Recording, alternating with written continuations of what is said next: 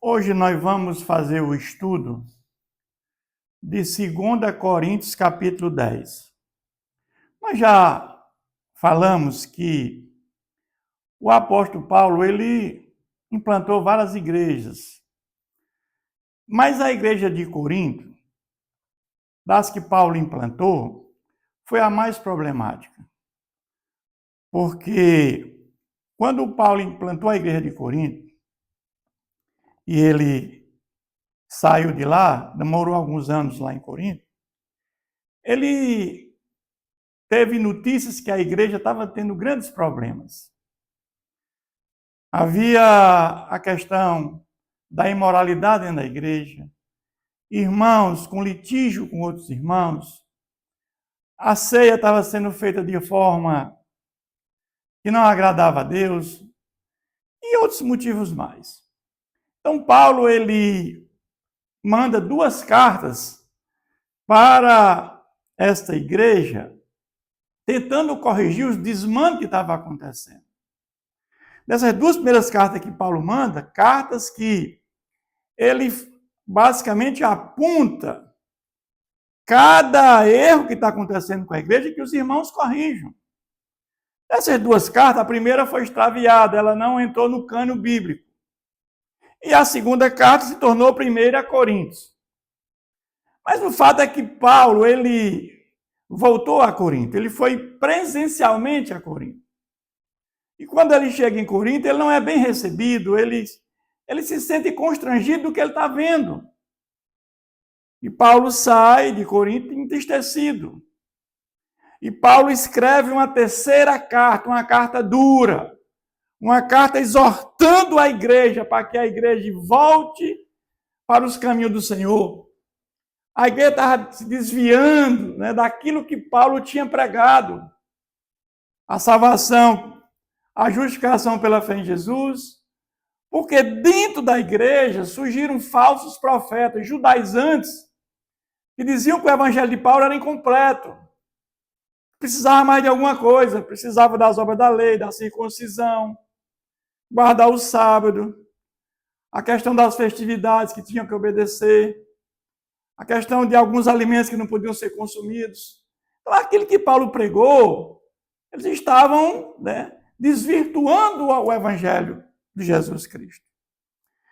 E Paulo, essa 3ª carta ele escreve, mas o fato é que Paulo fica muito ansioso por conta da reação deles.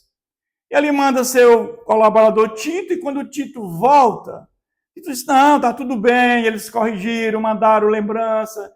E nós vimos isso nos capítulos anteriores, tudo bem. Mas quando nós vamos estudar o capítulo 10, tem uma grande surpresa. Porque aquilo que tinha sido corrigido, que entendemos que estava tudo corrigido, com a 3ª carta de Paulo, que essa carta também foi extraviada, e não entrou no cânon bíblico. No capítulo 10 de 2 Coríntios, que é a 4ª carta que Paulo envia para a igreja, que é a 2 Coríntios, nós ficamos um pouco estarrecidos com o capítulo 10, porque volta tudo à tona. Os problemas voltam. É como se aqueles judaizantes, aqueles falsos profetas, tivessem voltado para a igreja. Tinham sido retirados da igreja e tivessem voltados. E ele começa esse capítulo 10 falando: e eu mesmo, Paulo, vos rogo pela mansidão e benignidade de Cristo, eu que, na verdade, quando presente entre vós, sou humilde, mas quando ausente, ousado para convosco. O que estavam alegando aqui? Diz, não, Paulo, você quando está aqui é mansinho, você é bonzinho, mas nas suas cartas você é muito ousado, você é muito duro. É como dizer, você só tem coragem quando está longe de nós. Quando está aqui dentro da nossa igreja, você não tem coragem. É isso que eles querem dizer de Paulo aqui. E Paulo vai dizer, sim, eu vos rogo que não tenha de ser ousado. Quando presente, servindo-me daquela firmeza, com que penso, devo tratar alguns que não julgam, como se andassem em disposições do mudando proceder. Paulo, aquele homem de Deus, aquele homem, ele tratava todo mundo bem. Ele entendia que a sua mansidão era suficiente para quem tem o Espírito Santo andar em retidão, ou seja, a exortação de Paulo era suficiente.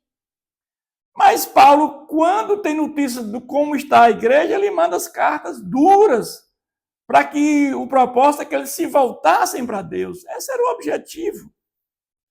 Porque, embora andando na carne, não militamos segundo a carne. Por que Paulo fala, embora andando na carne? Porque, irmãos, nós mesmos regenerados, ou seja, os nascidos de novo, justificados pela fé em Jesus, justos diante de Deus, no processo de santificação, nós continuamos ainda pecadores. Nosso pecado é acidental. Nós só vamos deixar de ter pecado um dia na glória, um dia num corpo glorificado. Enquanto estivermos nesse corpo mortal, nós somos pecadores. Agora, não militando segundo a carne. Ou seja, o pecado nosso, ele é acidental, diferentemente do mundano, que o seu pecado é deliberado. Ele vai dizer no versículo 4, porque as armas da nossa milícia não são carnais, e sim poderosas em Deus, para destruir fortaleza, anulando o sofisma. Ou seja, Paulo está dizendo, olha, a minha arma é a palavra de Deus. Diferentemente desses que estão aí, esses sofistas aí, que vivem pregando aí um evangelho que não condiz com a verdade, esse sim, a ideia é destruir as fortalezas desse povo que está pregando errado. Estão dizendo que a minha pregação é incompleta, que precisa de mais alguma coisa, precisa de obras da lei para a salvação. E a minha motivação é simplesmente que vocês conheçam a palavra de Deus de forma verdadeira, para que o Espírito Santo de Deus venha convencer do pecado. E que para vocês sejam convertidos. Porque nós vamos entender, irmão, que tem pessoas dentro das denominações, dentro das igrejas, que é o corpo de Cristo, que passam 30, 40, 50 anos e não são convertidas. Existe muito isso no mundo inteiro, pessoas que têm anos de igreja e não são convertidas. Quantos pastores não são convertidos? E toda altivez que se levante contra o conhecimento de Deus e levando cativo todo o pensamento à obediência de Cristo. Há uma batalha espiritual, militando entre a carne e o espírito. Paulo tem consciência disso. E aqueles falsos pastores estão questionando o apostolado de Paulo. Que Paulo não tinha condições de ser pastor, de ser um mensageiro de Deus, porque ele não esteve com Jesus. E Paulo disse, eu estive fora do tempo, mas eu estive. Então, Paulo aqui está defendendo a sua autoridade apostólica. E estando prontos para punir toda desobediência, uma vez completa a vossa submissão. Paulo aqui está dizendo que eu vou aí fazer uma terceira visita. Porque vocês estão dizendo que quando eu estou aí, eu sou manso. Mas quando eu escrevo, eu sou muito duro. Então eu vou aí agora. Agora eu vou fazer o que vocês querem que eu faça. Eu vou ser duro. Eu vou exortar com dureza vocês. É isso que Paulo está dizendo. E ele está dizendo que ele vai aí uma terceira visita. Ele está programando essa visita. Observais o que está evidente. Se alguém confia em si, que é de Cristo, pense outra vez consigo mesmo que assim como ele é de Cristo, também nós o somos. Esses falsos profetas, esses judaizantes, estão dizendo que nós somos de Cristo. E Paulo também eu sou. Mas da maneira que eles estão se comportando, da maneira que eles estão pregando a mensagem, a palavra de Deus, eles não se comportam como uma pessoas de Cristo. Porque se eu me gloriar um pouco mais a respeito da nossa autoridade, a qual o Senhor nos conferiu para edificação, a qual o Senhor nos para edificação, e não para a destruição vossa, não me envergonharei. Paulo que quer dizer, o meu objetivo, a minha atitude é de edificar a igreja, nada mais que isso. Que vocês tenham uma vida em plena comunhão com o Senhor. Ou seja, eu estou preparando vocês para que vocês se convertam. A palavra é pregada, o Espírito Santo convence do pecado e vocês estejam preparados para o encontro com Jesus. Ou após a morte, que segue-se o juízo, logo após a morte, ou na segunda vinda de Cristo. Quando um dia, aqueles que morreram em Cristo estarão num corpo glorificado, no novo céu e na nova terra. Esse era o objetivo de Paulo, era a motivação de Paulo. Para que não pareça ser meu intuito intimidar-vos por meio de cartas. Eu não estou intimidando vocês por meio de cartas. Meu intuito é edificar a igreja, que vocês se voltem para a palavra correta que eu preguei para vocês. Porque vocês estão sendo levados por falsos profetas, judaizantes, e aqueles judeus convertidos, que mesmo convertidos ao cristianismo, entendiam que precisavam mais de alguma coisa para a salvação. Então Paulo vai dizer: as curtas palavras com efeito dizem são graves e fortes, mas a presença pessoal dele é fraca e a palavra desprezível. Olha o que ele diz de Paulo. Para as cartas com efeito dizem são graves e fortes. Ou seja, a carta era dura, era forte, mas a presença pessoal dele era fraca e a palavra desprezível. Olha o que esses homens dizem de Paulo. E a presença era fraca. Por quê? Porque Paulo,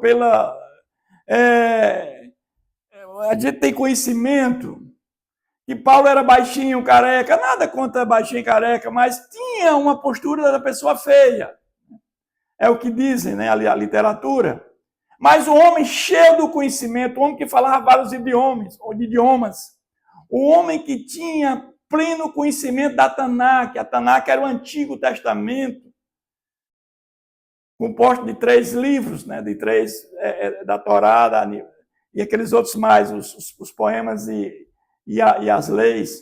Então, e os profetas, então está tudo na Tanakh. Paulo tinha pleno conhecimento da Tanakh. A única coisa que Paulo não entendia é que aquilo que existia na Tanakh, existe na Tanakh, que se refere ao Messias, Paulo não entendia que o Messias era Jesus. Porque esperava um Messias terreno que ia reinar aqui na terra. E Paulo, quando tem esse conhecimento que Jesus é Messias, muda a história daquele homem que era um fanático, um fariseu fanático. E Paulo agora está pregando isso, onde chega, que o Messias é Jesus, ele já veio. E ele tem um propósito, não é reinar na terra, o reino dele é espiritual.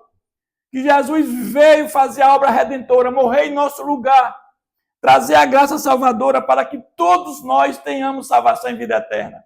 Essa era a mensagem de Paulo. Diferentemente desses que estavam pregando, dizendo que a mensagem dele era fraca e a palavra desprezível. Considere o tal isto, que o que somos na palavra por cartas, estando ausentes, tal seremos em ato quando presente. Ou seja, aquilo que eu preguei a vocês, eu também fiz em cartas. Eu estou exortando vocês para a edificação da igreja. Porque não ousamos classificarmos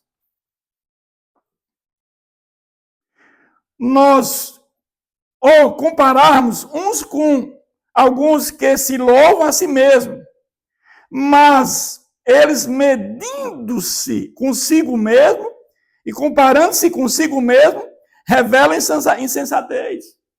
Esses homens estão se achando o máximo, porque eles tinham cartas dos fariseus, eles tinham uma grande eloquência que Paulo não tinha, mas o fato é que se dizia apóstolo falsamente, porque os apóstolos, Jesus, ele escolheu os apóstolos e deu continuidade.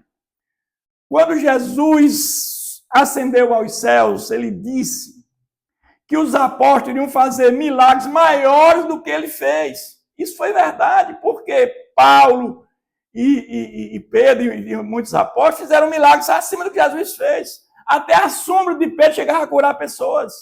A de Paulo, ressuscitaram mortos. Paulo curou Eutico quando caiu daquela casa. Pedro ressuscitou Tabita em Jope. Então, eles fizeram muitos milagres.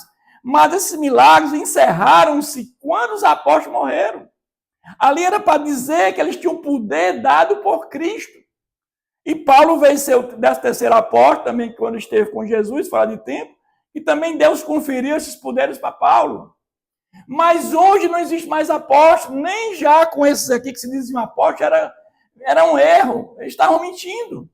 Eles não eram apóstolo coisa nenhuma.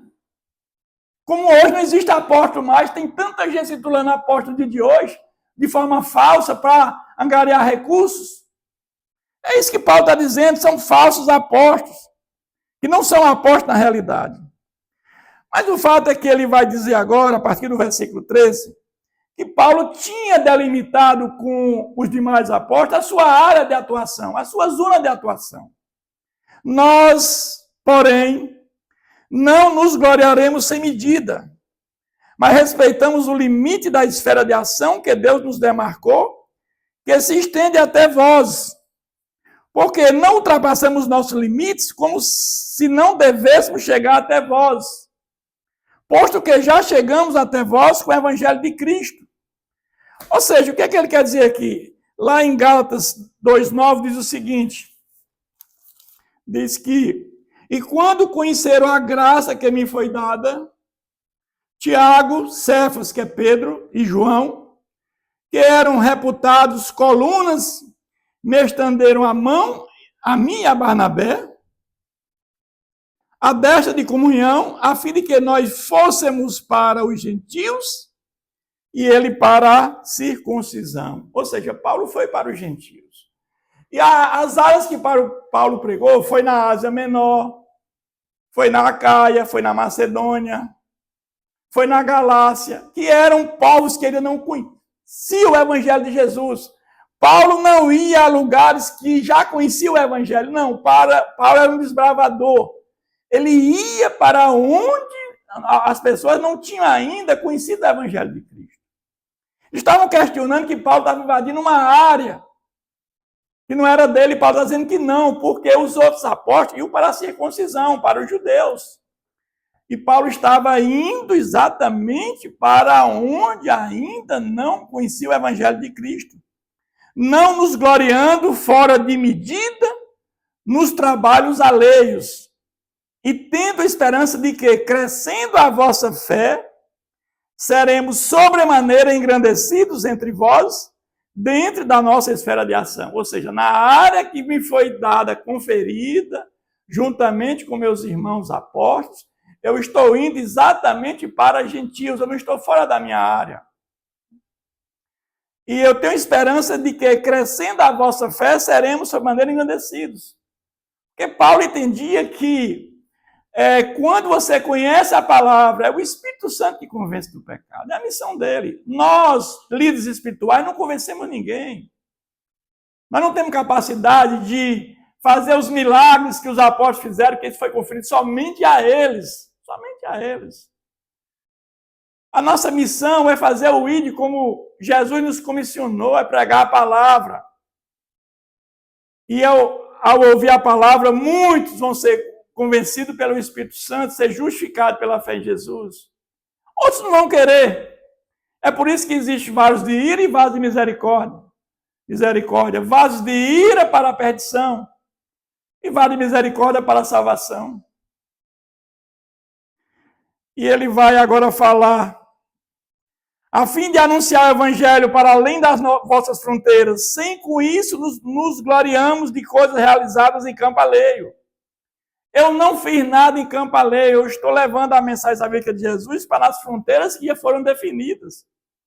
E Paulo, ele tinha um pensamento, um planejamento, que Paulo fez 3 viagens missionárias. A primeira foi para a Galácia, onde ele implantou as igrejas ali de Antioquia da Pisídia, Icônio, Derbe e Listra. Na segunda viagem missionária, Paulo implanta ali na Macedônia, Tessalônica, Filipos, vai até Atenas e Corinto. E na terceira ele faz ali para Ásia Menor, ali em Éfeso, Éfeso e Colosso. E depois que Paulo implantava a igreja, ele saía visitando, essa era a tônica de Paulo. E depois que Paulo visitava as igrejas para ver como a igreja estava andando, ele escrevia cartas de recomendação para aquilo que estava acontecendo na igreja, como ele escreveu Gálatas, escreveu Efésios, Tessalônica, Colossenses, Tessalonicenses, 1ª e 2ª Coríntios, todas essas cartas eram para consolidar as igrejas. Depois que ele tinha implantado, ele visitava e depois mandava cartas para consolidar os fundamentos da fé cristã. E Paulo ele tinha uma programação de uma 4ª viagem para a Espanha.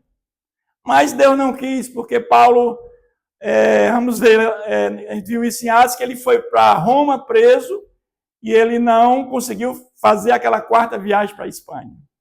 Assim Deus não quis. E ele vai dizer, aquele, porém, que se gloria, glorie-se no Senhor. E aqui Paulo quer dizer que a glória do homem se constitui em conhecer a Deus. Essa é a maior glória do homem, não é fama, não é poder, não é riqueza. Porque a nossa vida é como um sopro, a qualquer momento podemos partir. E aí o que vale o homem ganhar o mundo inteiro e perder a sua alma? Porque depois da morte nós só levamos uma única coisa, a nossa alma. Que ela imediatamente entra em juízo. Ou ela vai para o altar de Deus, no paraíso, ou vai para o mundo dos mortos, no Sheol, no lugar de sofrimento, de sofrimento eterno. Então é isso que acontece. Então Paulo tinha essa consciência clara sobre isso. Ele vai concluir esse capítulo dizendo, porque não é aprovado quem a si mesmo se louva, e sim aquele a quem o Senhor louva.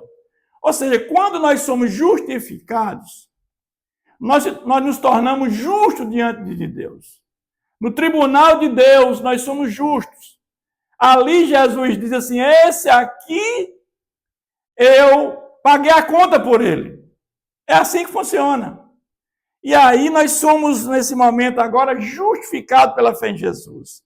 Ou seja, porque não é aprovado quem a si mesmo se louva, mas sim aquele quem o Senhor louva. Quando Deus olha para nós e diz, esse aí é um justo, porque ele foi justificado por mim. É isso que Paulo está dizendo aqui, meus irmãos.